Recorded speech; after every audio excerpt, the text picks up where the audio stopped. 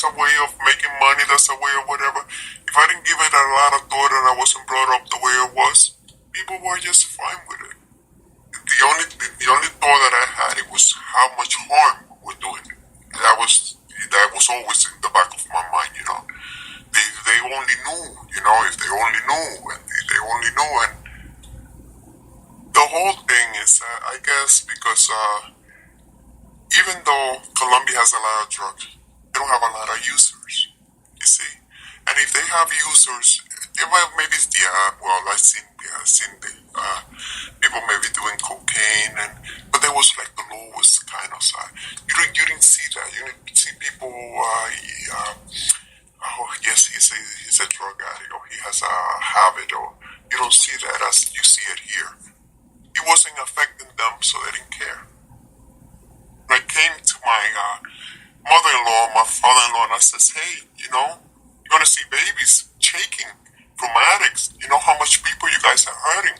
I had seen that when I was on the States. It didn't seem to matter. My brother-in-law and husband, they bought them a beautiful apartment in Bogota. It must have been like maybe $2 million. As long as they were giving him stuff, everybody was fine. His mom believed that if a woman, you know, wouldn't be faithful or wouldn't do the thing for the man or whatever, she should be hitting in the mouth. Hay que pegarle en la jeta. Jeta is animal mouth, to the animal. And she said it just like that to me. My sister-in-law's there. They will follow whatever the husband wants, and they didn't mind. I wasn't raised that way.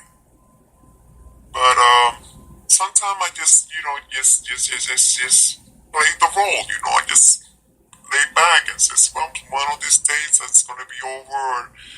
For me to take my kids, at that time, you know, I still love my husband. And, but I know that it was wrong.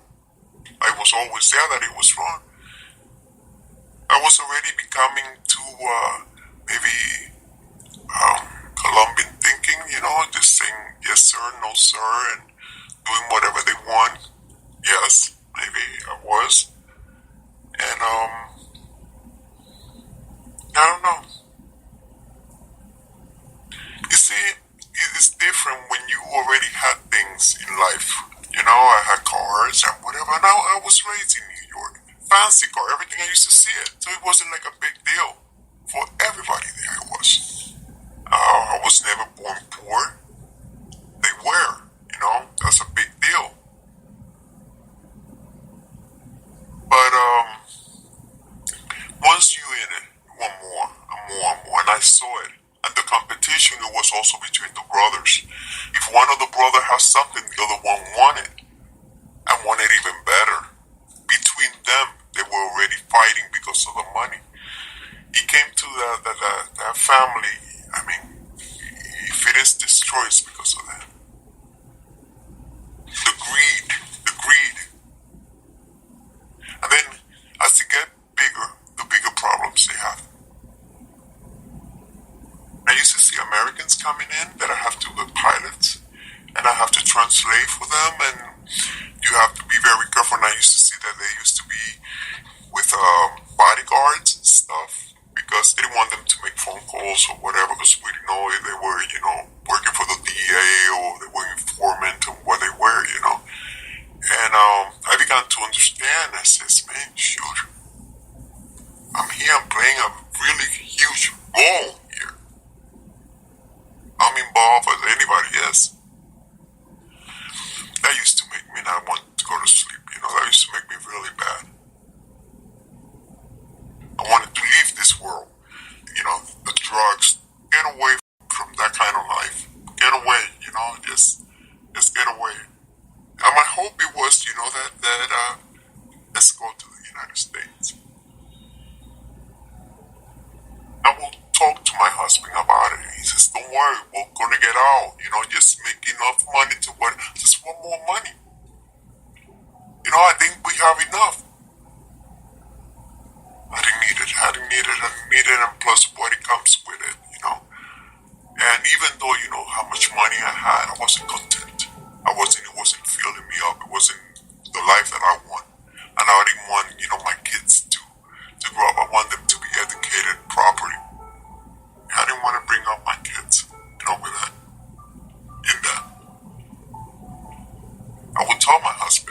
will fight with him. He was the same. We're going back, we're going back, we're going back, we're going back, but it never seems to us going back. It is so hard to break, so hard to get out, so hard to everything that my husband, I guess, because all his family was on it, he couldn't break apart. He couldn't. And I knew then, that I will never break apart either. Either he get caught maybe or whatever, it was never going to end.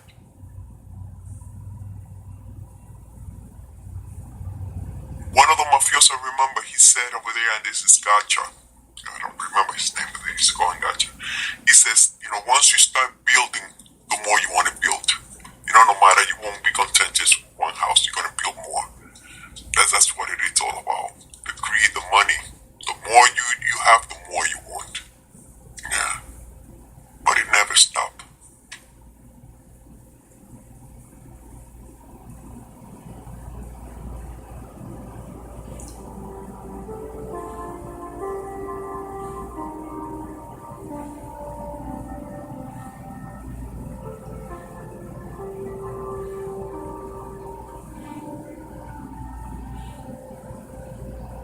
That's it for Love and Radio, but we'll have part 2 of this story out in just 1 week, so stay tuned. This episode was produced in collaboration with the Everything is Stories podcast, which you can find at eisradio.org. The show was produced by Brendan Baker, Garrett Crow, Mike Martinez, Tyler Ray, and myself, with production assistance from Paulus Van Horn, Kira O'Connor, and Harriet Soapmansour. Additional help from Ben Grimmy, Isvet Verde, and Antonia Serrajito. Special thanks also to Michael Jones at Studio 44 in Brooklyn.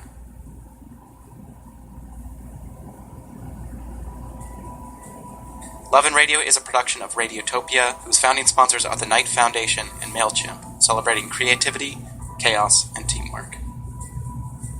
Thanks for listening. And here's what's coming up on next week's podcast.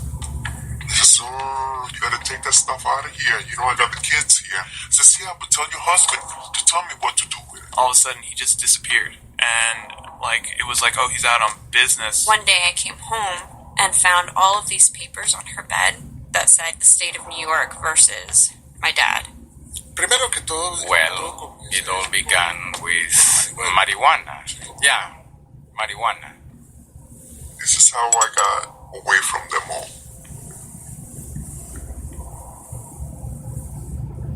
Before I go, I just wanted to recommend a podcast from my friend Roman Mars. You probably know him from the show 99% Invisible. Well, he's got a new podcast that he does with constitutional scholar Elizabeth Joe that is just as fascinating. It's called Trump Con Law, and it takes all the crazy, stress-inducing news coming from our 45th president and uses that as a springboard to find out more about constitutional law. For instance, can the president pardon somebody with a tweet? Reportedly, General Joseph Hooker once sent an envelope to Abraham Lincoln that contained the names of 55 convicted military deserters. Lincoln supposedly scrawled "pardoned" on the envelope and returned it to the general. That counted. So could it be a tweet?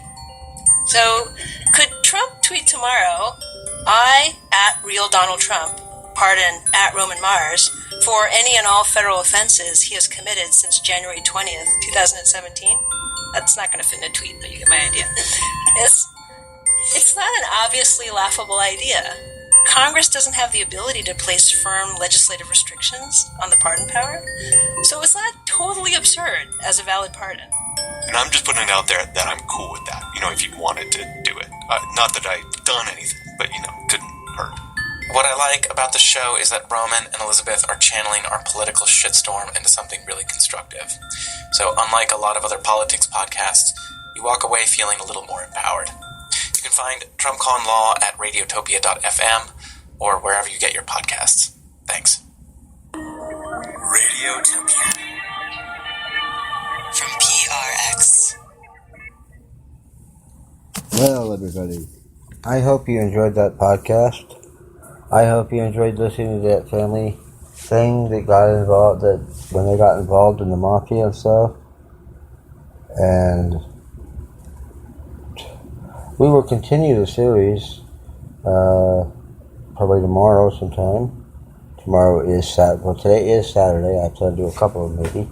But I hope you've enjoyed it. I hope you are enjoying or have enjoyed your Friday, and I hope it was pleasant for you.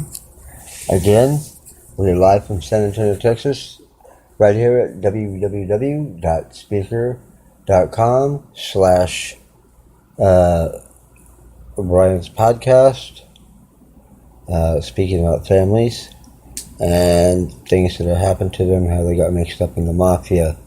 We'll do part 2 tomorrow, or tomorrow night. We'll do something. I hope you have enjoyed our music and you've enjoyed this podcast. For all of us here at Speaker Studio, Facebook, iHeartRadio, and our invisible co-host that never called, either way, I've had fun hanging out with you, talking to you. I really hope someday we can get together and have a conversation. You're still free to call in at 210-684-8601. If you'd like to hear a little more music, we can stay on for a little bit longer. If not, tell you what, we'll just close it from here. I want to let you know that it's been a pleasure. I enjoy doing this a lot. I'm not very talented at it, but I do enjoy it. And if you are listening, thank you so much. Don't forget at speakerstudio.com or on Facebook, on Google, and on iHeartRadio and iTunes. Now, don't forget Monday is The Voice, and the third part of blind auditions. I think they've got a real chance there. Got some even more awesome talent. I noticed since its debut in 2001. I've been following that show, and I like it. It's real good. I find out later that they're bringing back American Idol. We're talking about making one of the coaches from The Voice go to American Idol. We'll see how that works. They still think Ryan Seacrest is going to host it, but he's doing live with Kelly. That's going to be interesting. I'm not sure how that's going to work out, but I suppose it can be done. Look at Carson Daly. He does many different things. But anyway, I'd like to shout out to Adam Levine, the head of Maroon 5, and to new babies that is coming his way. He's going to be a papa again. So congratulations to Adam Levine. I hope all is well and you have a healthy little baby. And I wish you all well very much. And to the other coaches, hello, welcome Jennifer Hudson to the panel. You make a great coach. You got an awesome voice. But I wouldn't recommend throwing any more shoes at contestants. I don't think that was a good idea. Well, I know how you meant it, but believe me, it hit social media, it hit the news, it was something to talk about. And although you probably did it fun, and that's pretty much part of the show, because look at the way Adam and Blake go at it. Of course, how can you not? It's just all in fun, and what I like about the show is they can't judge you by anything else but your vocals, chords, and your voice, how you sound. But they're an awesome team. They're mega stars. They've done great for themselves. They're discovering undiscovered talent. It's never been discovered before. Maybe on American Idol they did discover some, but The Voice is a much better platform for that, I think.